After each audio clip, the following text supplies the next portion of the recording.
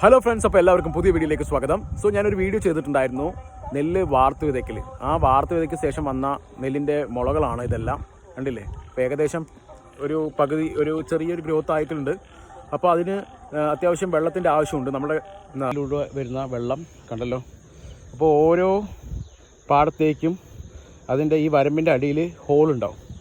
അപ്പോൾ ഈ ചാലിലൂടെ വെള്ളം നമുക്ക് പാടത്തേക്ക് എല്ലായിടത്തേക്കും ഈ വെള്ളം എത്തിക്കാം. കണ്ടില്ലേ?